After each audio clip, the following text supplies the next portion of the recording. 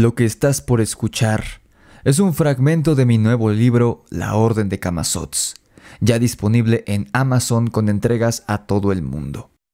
Apaga la luz, ponte cómodo y prepárate para disfrutar de un pedacito de esta gran historia que mezcla las leyendas mexicanas antiguas y los mitos modernos de nuestro país, que seguramente hará que des varios brincos de terror. La Orden de Camazotz, escrito por Luis Mario Vargas, Rix.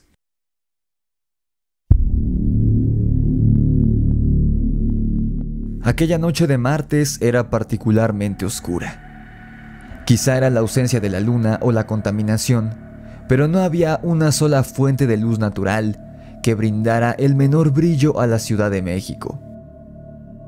Parecía incluso que las estrellas se habían extinguido esa noche, después de haber observado al mundo durante eones, frías e indiferentes ante las tragedias que lo azotaban. Aquella noche de finales de agosto era realmente lúgubre y podía percibirse un aire tan cargado de miedo y mal presagio que casi podía tocarse. Había poca gente en las calles, como si los capitalinos supieran por instinto que no era una buena noche para estar afuera. Solo las luces encendidas de algunos edificios, el alumbrado público y uno que otro anuncio espectacular de luces LED iluminaban la ciudad, pero ni una sola luz acariciaba al bosque de Chapultepec, el cual estaba totalmente sumido en la penumbra. Una verdadera boca de lobo. Pasada la medianoche, una fila de casi un centenar de personas caminaba lentamente a través de la hojarasca del bosque, a pies del castillo de Chapultepec. El viento no soplaba, como si le temiera a esa procesión de encapuchados que avanzaba silenciosamente, como sombras, guiados por la noche, como si la oscuridad y ellos fueran uno mismo. El tono escarlata de las túnicas de los cultistas era tan opaco que se fundía con la negrura a la perfección. El tono escarlata de las túnicas de los cultistas era tan opaco que se fundía con la negrura a la perfección. Si por alguna razón un curioso pasaba por Avenida Reforma y se asomaba por la reja que daba hacia el interior del bosque, no vería nada, solo sombras entre los árboles frondosos. Al frente de la procesión iba un hombre alto y fornido, a quien la capucha le cubría casi todo el rostro. En una mano llevaba una especie de cuenco metálico de cuyo interior emergía un humo espeso y maloliente. Cada 5 pasos, el hombre le daba un golpe al cuenco con un palo grueso de madera que llevaba en la otra mano, irrigando el silencio de la noche con un cántico profundo y tenebroso. Cuando el cuenco cantaba, el hombre murmuraba una oración en un idioma olvidado hacía 20 vidas por los humanos, y el resto de la procesión pronunciaba una palabra al unísono, de forma mecánica. Camazotz.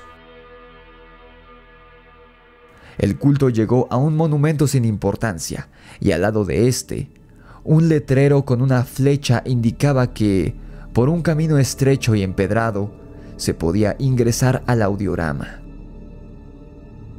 El líder de la procesión tomó el camino indicado por la flecha, ligeramente inclinado, y atravesó las 2 puertas que bloqueaban el paso. Ninguna estaba cerrada con llave. Su contacto en Chapultepec había dejado todo preparado para la reunión de aquella noche.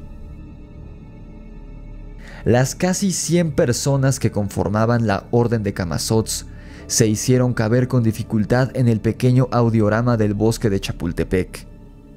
Algunos encapuchados encendieron las antorchas que colgaban de los árboles y de los postes, dejados ahí previamente por los sirvientes del juez, el líder de la secta. Un encapuchado bajo y de busto prominente, una mujer, cubrió con una manta negra el altar de la Virgen de Guadalupe que se encontraba en el costado izquierdo de la pequeña plaza al aire libre. 2 encapuchados más retiraron las vallas metálicas que prohibían el paso hacia la cueva, y el juez se adelantó hacia la entrada, lleno de júbilo y de emoción. Sus seguidores se acomodaron en 2 grupos y dejaron un camino libre al centro. Luego, agacharon la cabeza. Entonces, un grupo de 6 encapuchados caminaron a través del camino flanqueado por sus compañeros, cargando sobre sus hombros un costal negro y voluminoso que se agitaba débilmente. El juez los observaba con las manos entrelazadas. Por debajo de la sombra que proyectaba la capucha, podía observarse una brillante y lunática sonrisa de placer y gozo. Los 6 encapuchados dejaron caer el costal sobre el suelo frente al juez, y un quejido sordo se dejó oír en la tenebrosa ceremonia. Nadie hizo un solo ruido. Nadie respiró. Los corazones de los ahí reunidos parecían no palpitar, y su sangre corría tan lentamente por sus venas que parecía que no se movía en lo absoluto. No había grillos, ni aves, ni insectos aquella noche en el bosque. Todos estaban aterrados por la presencia del juez y su orden de Camazotz. El juez le hizo una seña con la cabeza a uno de los miembros de su séquito, y éste retiró el costal con un jalón fuerte y decidido. Ahí, tirado en el suelo, rodeado de encapuchados escarlata, iluminado únicamente por la luz titilante de las antorchas, se encontraba un chico desnudo, amortajado, atado de pies y manos. La única melodía que acompañaba aquella misa de medianoche estaba compuesta por el crepitar del fuego y el llanto ahogado del muchachito. «De pie», le ordenó el juez con su voz vigorosa y profunda. Parecía que tuviera un megáfono integrado, pues hasta el último de la formación pudo escucharlo claramente. El chico, gimiente, intentó levantarse, pero no pudo. Los miembros del séquito que lo habían abducido en una calle muy cercana a Chapultepec hacía poco más de 24 horas, lo habían golpeado hasta el hartazgo, lo habían quemado con cigarrillos, le habían azotado la espalda con un látigo y le habían fracturado las piernas para que no pudiera huir. Al ver que aquel estropajo humano apenas podía respirar, el juez les hizo otra seña a sus seguidores y entre 2 patearon en el suelo al prisionero. Después lo levantaron bruscamente y lo sostuvieron para su líder. El juez caminó hacia el chico lentamente. Parecía que sus pies no tocaban el suelo, pues la hojarasca seca no crujía bajo su peso. El pobre muchacho ardía en fiebre y agonizaba de dolor, así que no sabía si todo aquello estaba ocurriendo en verdad o si era una alucinación. Aquello que tenía enfrente no era un hombre, era un fantasma, un demonio, alguna entidad incorpórea del infierno que levitaba sobre el terreno y se desplazaba ágil y grácilmente. Al tenerlo más de cerca, el juez observó, a la luz de su antorcha, que al prisionero lo habían dejado ciego del ojo izquierdo a punta de golpes. Tenía la nariz rota en un ángulo grotesco y el labio inferior reventado. Tenía todo el torso, los brazos y las piernas llenos de rasguños, quemaduras y moretones. Las piernas las tenía hinchadas y amoratadas. Pronto se le gangrenarían. Debía sacarlo cuanto antes de su miseria. Escúchame bien, muchacho. No te haremos más daño, eso te lo prometo.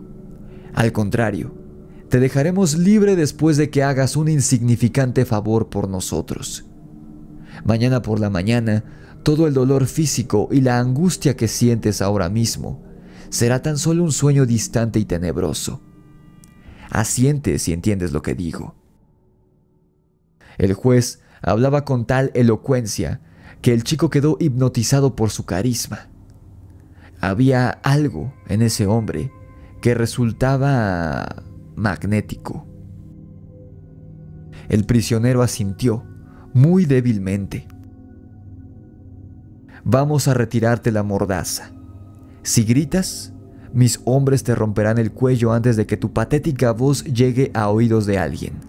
¿Comprendes?». El muchacho asintió de nuevo, y cuando el juez dio la orden con un gesto, uno de los encapuchados que lo sostenían arrancó la mordaza con un movimiento certero.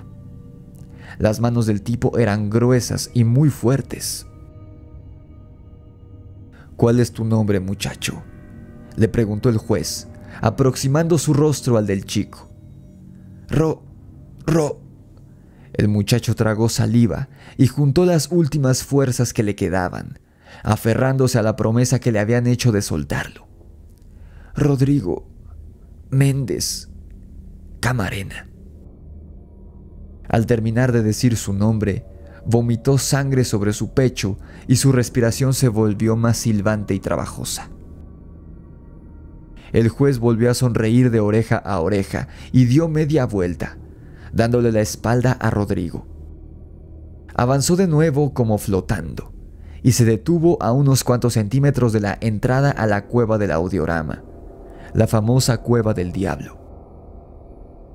Los dos encapuchados lo siguieron de cerca, arrastrando al muchachito hasta una suerte de mesa de piedra sobre la cual descansaba una estatuilla que representaba a un hombre musculoso, con alas y cabeza de murciélago, que sostenía un cuchillo en la mano izquierda.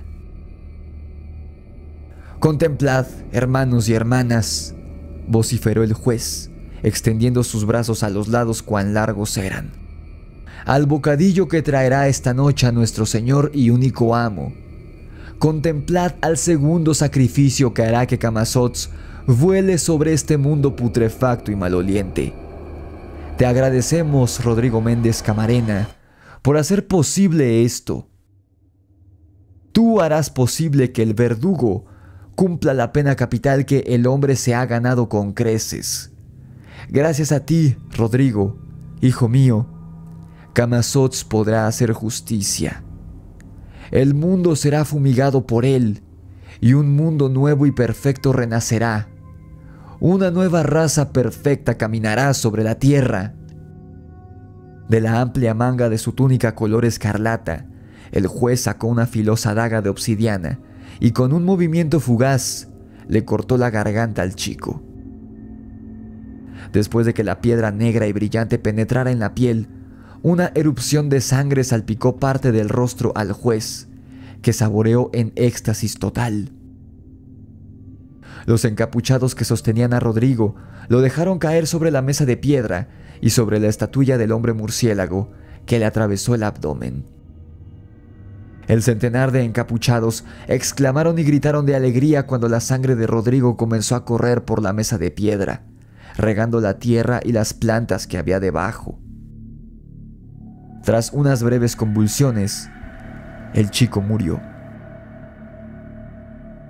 El juez detuvo la celebración levantando una mano.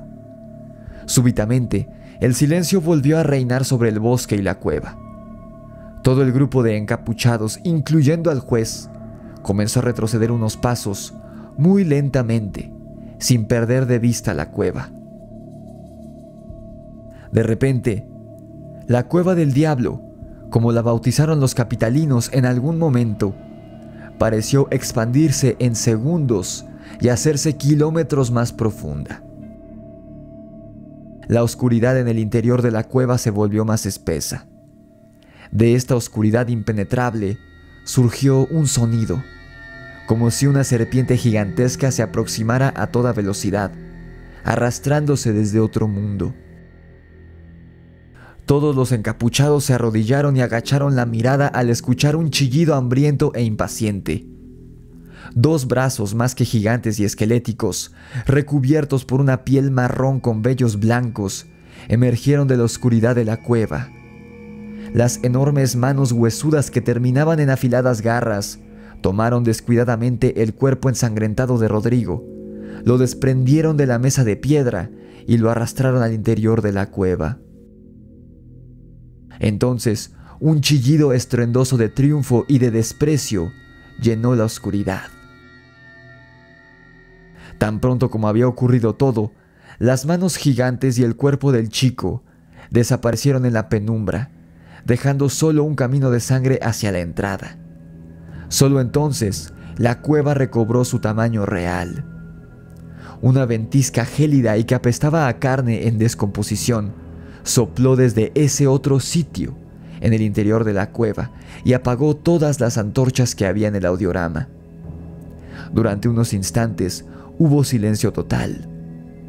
Luego, una explosiva y efusiva celebración se hizo presente en Chapultepec por parte de los encapuchados.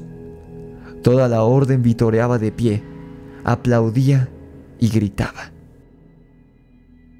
Regocíjense, hermanos y hermanas, ante la presencia de su único amo y señor, Camazotz, gritaba entre lágrimas de emoción el juez, aún sosteniendo el cuchillo ensangrentado.